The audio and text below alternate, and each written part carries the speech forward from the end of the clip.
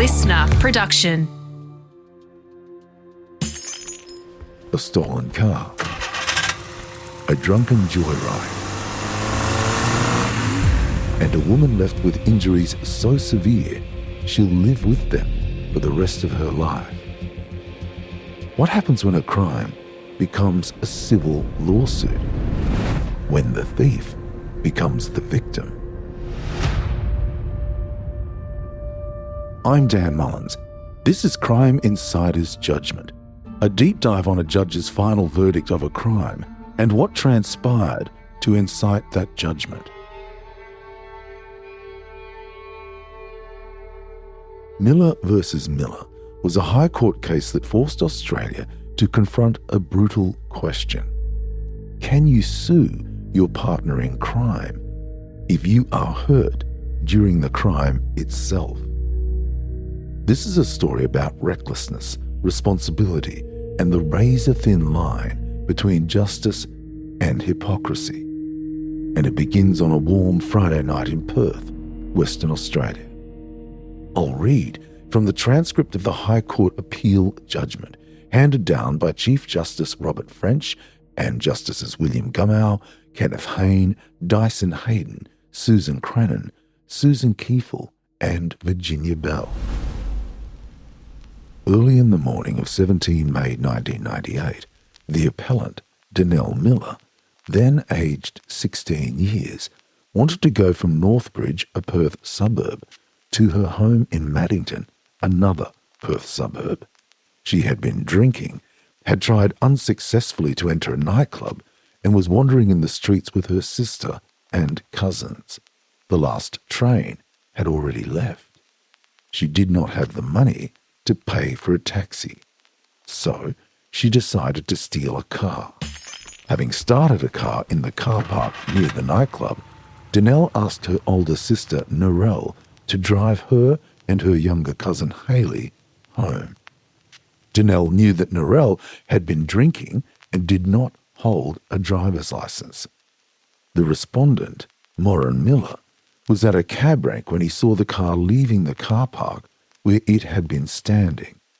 Moran was a cousin of Danelle's mother. He was aged 27 years. He said to Narelle, "I'm your uncle. Let me drive." Narelle moved out of the driver's seat and he took the wheel. Some of Moran's friends who were waiting at the cab rank also got into the car. 9 passengers jammed themselves into the car with Moran driving, and off they set. For a time, Moran drove sensibly, but then he began to speed and to drive through red lights. Danelle asked him to slow down, and then she asked him to stop and let her and Narelle out. But Moran drove on, saying that they were all right and should come with him to his house. Near Maddington, the suburb where Danelle lived, Moran slowed the car down, and Danelle again asked to be let out. Moran laughed off her concerns. Shortly afterwards, having sped up, he lost control of the car. The car struck a power pole. 1 passenger was killed. Danelle was very seriously injured and is now a tetraplegic. She sued Moran in the District Court of Western Australia claiming damages for negligence. Can Danelle Miller recover damages for negligence from Moran Miller? Does her theft of the car or her subsequent use of the car, or some combination of both her theft and her use of the car, defeat her claim for damages for negligence? It's called the Doctrine of Joint Illegal Enterprise, and it's long been a grey area in Australian civil law. The case, Miller versus Miller, was about to test the very limits of it. At the initial trial in the District Court of Western Australia, the parties agreed that the only live issue in the proceeding was whether Moran owed Danelle a duty of care. They agreed that if he did, Danelle should be found guilty of contributory negligence and that her responsibility for her injuries should be assessed at 50%. A pleaded defence of voluntary assumption of risk was not pressed. The denial of negligence, in fact, was not pressed. The primary judge, Justice Schmooby, said that Moran owed Donnell a duty of care. On appeal, the Court of Appeal of the Supreme Court of Western Australia, under Justices McClure, Buss and Nunes, held that Moran owed Donnell no duty of care and that her action should therefore fail. As the case was argued at first instance and on appeal, the denial of the existence of a duty of care rested entirely upon the assertion that Moran and Donnell had engaged in a joint illegal enterprise of illegally using a motor car without the consent of the owner, contrary to Section 371A of the West Australian Criminal Code. By special leave, Donnell appealed to the High Court of Australia, which found the appeal should be allowed. It ruled that by the time the accident happened, Moran and Donnell were no longer engaged in a joint illegal enterprise. Donnell had stolen the car. She and Moran, and some perhaps all of the other passengers, became parties to a joint illegal enterprise when they agreed to Moran driving them in what they knew to be a stolen car. Donnell withdrew from that joint enterprise of using the vehicle without the consent of its owner when she asked to be allowed to get out of it.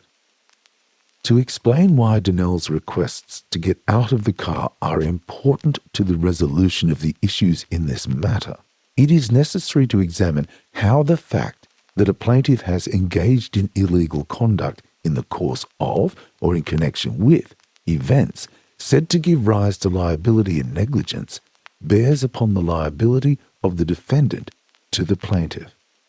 The majority of the High Court held that the mere fact of involvement in a joint criminal enterprise does not automatically negate the existence of a duty of care.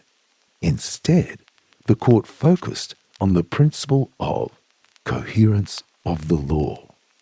The court reasoned that when a plaintiff sues another for damages sustained during or as a result of an illegal act, the primary policy consideration is whether imposing a duty of care would be inconsistent with other areas of the law, particularly the criminal law.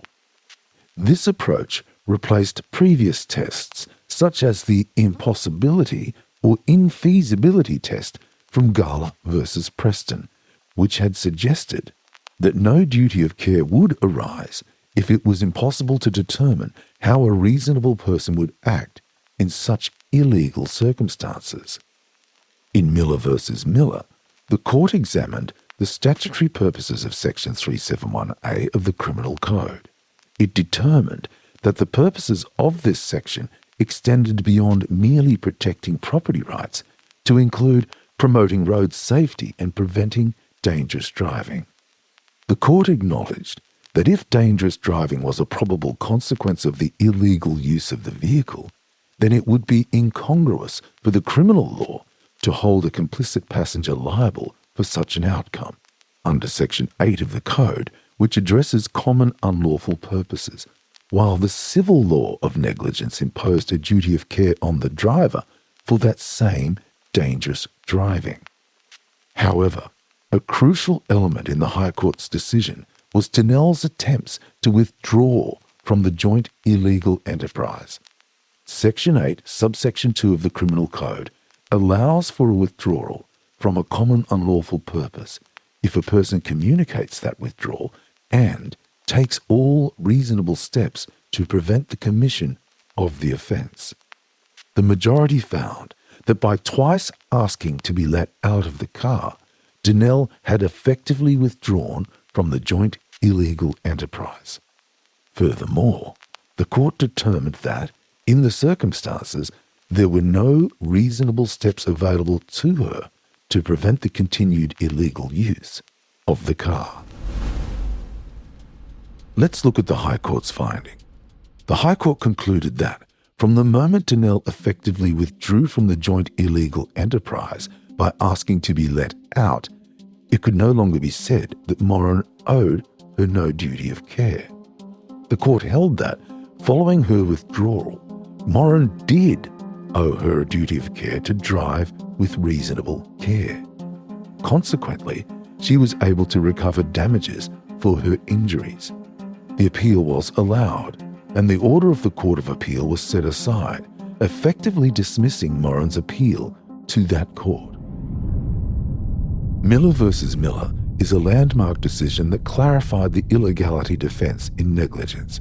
It moved away from a broad exclusion of duty based solely on participation in an illegal act, and instead adopted a more nuanced approach centred on the coherence of the law and the specific statutory purpose of the relevant criminal provisions. The case also emphasised the significance of a party's withdrawal from an illegal enterprise in establishing a duty of care.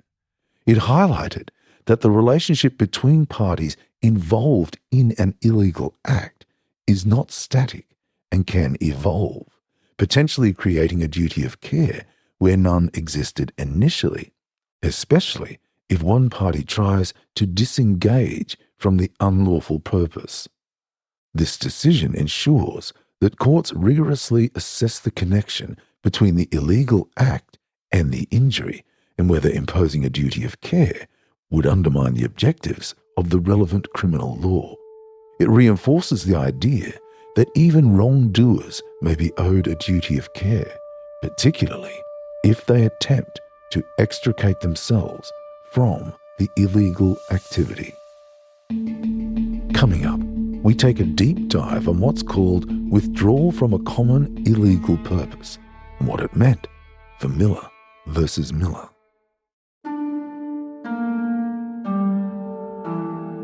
A withdrawal from the common illegal purpose, particularly in the context of criminal law and its interaction with civil liability, as seen in cases like Miller versus Miller, refers to a situation where an individual who initially participates in a joint unlawful enterprise takes steps to sever their involvement and disassociate themselves from the ongoing or future commission of the offence.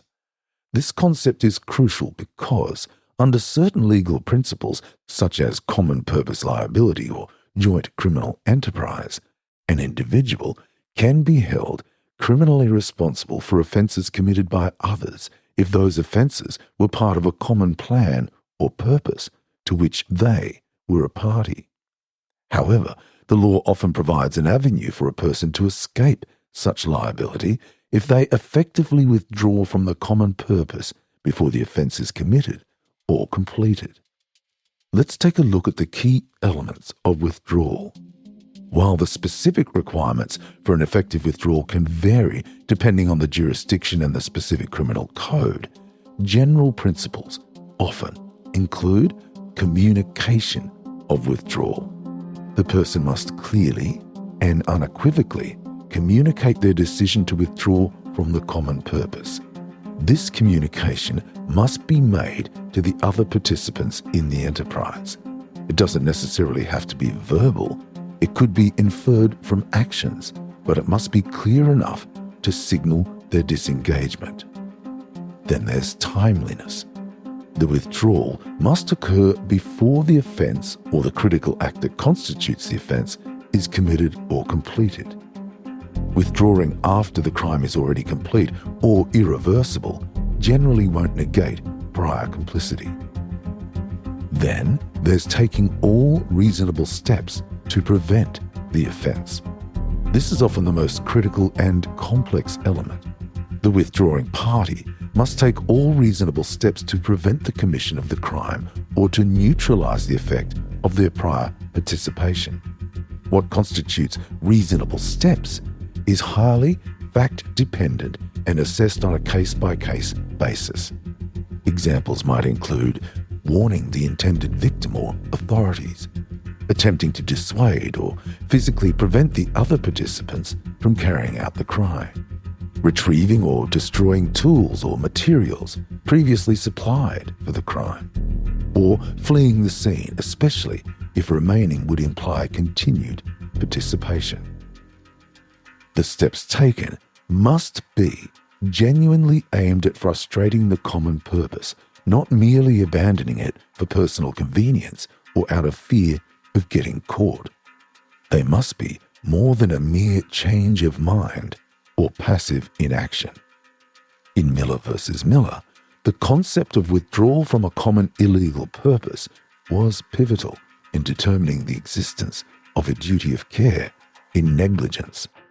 The High Court found that by asking to be let out of the vehicle, Donnell had effectively communicated her withdrawal from the common illegal purpose of joyriding in a stolen car. Furthermore, the court concluded that there were no other reasonable steps she could have taken in the circumstances to prevent the ongoing illegal use or the dangerous driving. She was a passenger in a moving, stolen vehicle being driven dangerously by someone who refused to stop. Because Donnell had effectively withdrawn, the coherence principle, which states that the civil law of negligence should not undermine the criminal law, no longer applied to preclude a duty of care. From the moment of Donnell's effective withdrawal, Morin did owe her a duty of care to drive with reasonable care. This allowed her to recover damages for the injuries she sustained due to Morin's negligent driving. The High Court ultimately overturned the lower court decisions and ruled a duty of care still existed between the driver and passenger, even if both were engaged in an illegal act. Donnell's illegal conduct did not automatically bar her from claiming compensation. The court rejected a blanket application of the illegality defense in tort law. Donnell Miller won the appeal. The High Court awarded her damages. This case is now a leading authority on how illegality affects civil liability in Australia. Thanks for listening to Crime Insider's Judgements.